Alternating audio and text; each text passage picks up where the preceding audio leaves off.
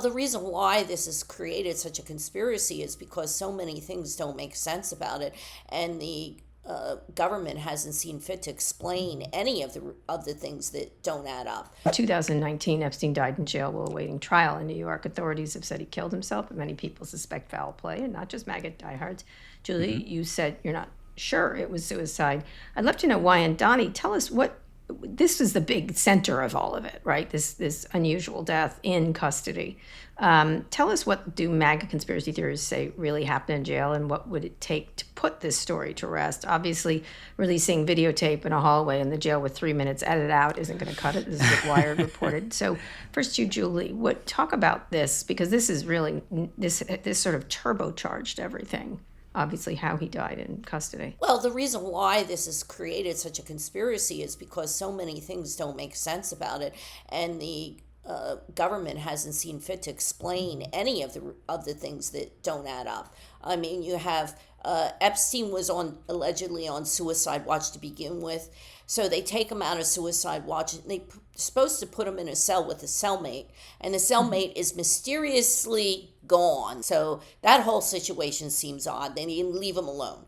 Then they give him mattresses to sleep in on the floor, and the other inmates in the wing said, we weren't allowed to sleep on the floor, yet Epstein got 2 mattresses to allow him to sleep on the floor. He got blankets. The cellmate said, we never got blankets. We weren't allowed to have blankets, okay? He had this sleep apnea machine with all these wires. So you would think that's a perfect recipe if someone is suicidal, to use wires somehow. So you have that situation. Then you have guards who were either asleep or perusing the internet, paying attention at the time, lied on their reports, didn't do the checks they were supposed to do.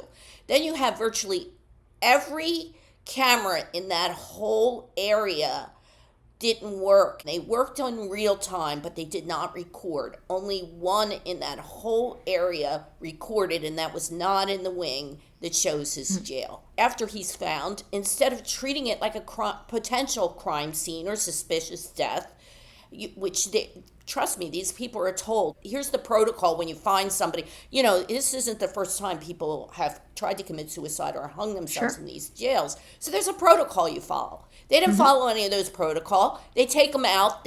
Who knows what they did to the crime scene. So then they're saying, well, we can't find the video. Oh, by the way, the first time they put him in with a beefy ex-cop that murdered 4 people. The whole thing just reeks of, what were they thinking? Right, either incompetence or planned chaos, essentially. Yeah, it's almost planned. They don't release the autopsy. The autopsy is still not public. Still His not. Brother, let's stress that. The autopsy, which they could release, has never been released. Right. And his brother believes he was murdered. His brother hired a very renowned forensic pathologist who was at the autopsy, Dr. Michael Bodden, and Michael Bodden says that after the autopsy, the medical examiner that conducted it, agreed that it was not a suicide initially. Then all of a sudden they come up with the fact that it was a suicide. So these are all the reasons why I'm skeptical, and I think a lot of people are skeptical. Right, which leads into MAGA conspiracy theories. What are they right now, Donnie, with all this information, which is all factual, what Julie is saying?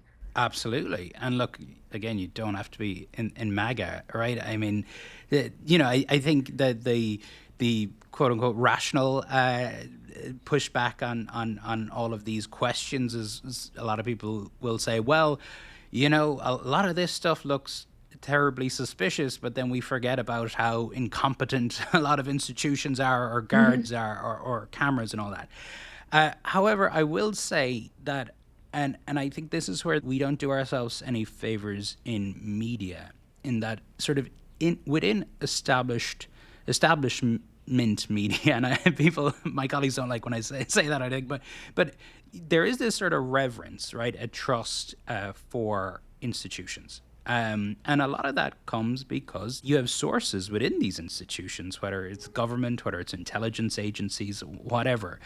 And I think if you look back on those sort of early days of the reporting on this, very kind of quickly, we sort of snap into saying, this is the authorities say he killed himself, and we close.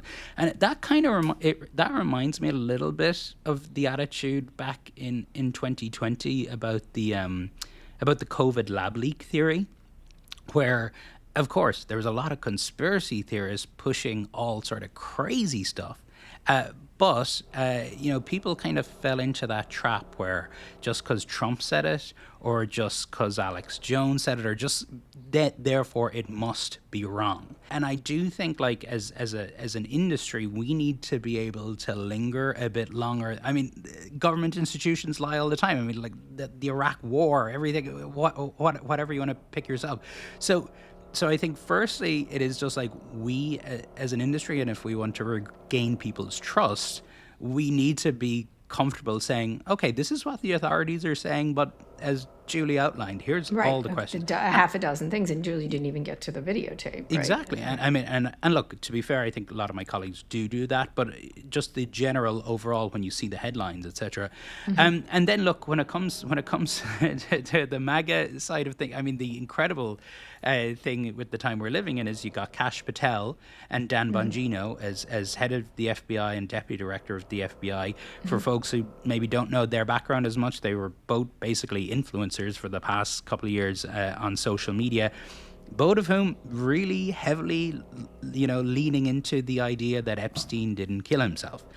What happens as soon as they get in? They immediately start sounding like the establishment government institutions that have been saying all along, nothing to see here, move on. Now, is that because that's true, or is that because now they are also part of the deep state, and that's what makes this tricky. Which is where they are now. So let's the main focus right now, of course, finally has been on Donald Trump and his relationship to Epstein. Let's talk about that a little bit. There are pictures, videos, and direct quotes showing Trump didn't just spend time with Epstein. He knew Epstein was attracted to young women. Trump said so himself. Elon Musk has asked on Twitter, quote, how can people be expected to have faith in Trump if he won't release the Epstein files? This is after he deleted that tweet saying Trump is in the Epstein files, which apparently he now, even though Trump had denied it, has been told he was. So what can we definitively say about his knowledge of Epstein's behavior, what allegations deserve to be looked into, and what seem like unfounded accusations to you? Well, I don't think that, Trump perhaps thinks that he did anything wrong. Or back when this happened, it was, let's be clear, it was before Epstein got even questioned about being with underage girls. So I think to some degree, I think there was a feeling, this was well before the Me Too movement, that maybe there wasn't anything really wrong with this. They're paying young girls to have sex with them. And I think there was a culture back then that maybe they thought that was okay. It was never okay, but I think people looked the other way when it was happening. And also in Europe, which is where Epstein also moved in European circles, there was really nothing illegal about it in parts of Europe. So I think that was then. And then as the years progressed, of course, it became more taboo in some ways. With the rise of women saying this isn't okay and how you're taking advantage. And we became more aware of the fact that this wasn't just she's having sex with this older man. This is, you're manipulating this girl. You're promising her you're going to, in Epstein's case, he didn't just say, I want to pay you for sex. It was this euphemism, give me a massage. And they thought, he was going to help them because he promised to help them with their careers, their college, pay for their college, et cetera, et cetera. So it was a manipulation, and that's what crossed the line. And it's hard to say how much Trump was really knowledgeable about how Epstein operated, or whether Trump was doing the same thing. We really don't know. This has been very interesting. Over the past month, I think July 7th is when DOJ put out that statement basically saying, nothing to see here, let's all move on. Which infuriated them. Massively. A couple of weekends ago it was a Turning Point USA, the Charlie Kirk event down in Florida. That was the weekend where things really started bubbling up. That's when you had Tucker Carlson, Megyn Kelly, all these people on stage at this big conservative And MAGA Elon had sort of started this, right? Started like, let's look into it again when he was having his falling yes, yeah. So that's all playing out online. Then you literally have on stage at this sort of MAGA conference people saying, no, this is not good enough. Then Trump got angry. I mean, that post, I've never really seen a post like that from Trump where he's basically calling his base idiots. There a couple of weeks ago, that guys and gals or boys and gals post, whatever it was. And then the best thing that could happen for Trump, I think, was that Wall Street Journal story. It was the Doodle story. Because that immediately, it just like clockwork, immediately got everybody behind him again. I agree. I thought that story was a nothing. I really do. So what did he send him a kind of bawdy? It was his birthday, was before he was arrested. What am I missing? For people who don't know, it was a birthday card for his 50th birthday. It included a drawing of a naked woman that said, "May every day be another wonderful secret." I think they were trying to show how close he was to Epstein. That it was the beginning story, that to me. Yeah, and look, there was some creepy stuff in there if you read it, or it certainly can be read as creepy. I think for many, and I was actually just speaking to some of the sort of the Breitbarts and the Bannon outlets of the world yesterday at the White House. I mean, a lot of in that space just think the whole thing is entirely concocted, right? They think the Wall Street Journal made up the story and all that. So that has really gotten sort of the base back around Trump.